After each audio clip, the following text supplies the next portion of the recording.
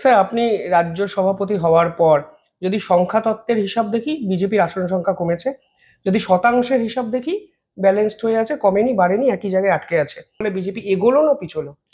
দেখুন, বিজেপি আমার মনে হয় একই জায়গাতে আছে। হুম। সংখ্যার দিক থেকে আমরা হয়তো একটু পিছিয়ে গেছি। সংখ্যার খেলা, কখনো সিপিএম এর ভোট হুম। এদিক থেকে ওদিক হয়ে যায়।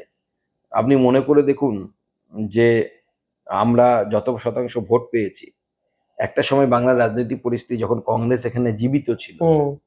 এখন তো কংগ্রেস কোমায় চলে গেছে কতদিন মোটামুটি। আগের কথা বলছেন সেটা? ধরুন 2011-র সময় যে হুম। সিনারিও ছিল, হুম। বা 2009-8 এই সময় যে সিনারিও ছিল, এই শতাংশ ভোট পেয়ে সরকার গঠন হতো। হুম।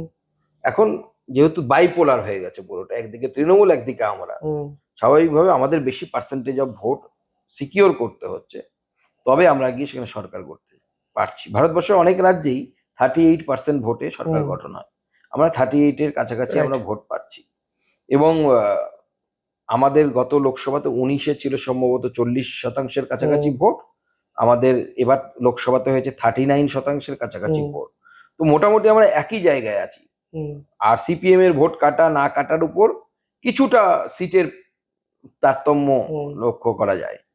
তো বিজেপি, তার আমার মতে বিজেপি 19 সালে যে জায়গায় পৌঁছেছিল, আমরা তার কাছাকাছি জায়গাতেই আমাদের যে স্ট্যান্ড বলুন বা গ্রাউন্ড বলুন, সেটা হুম। হোল্ড করে আছি।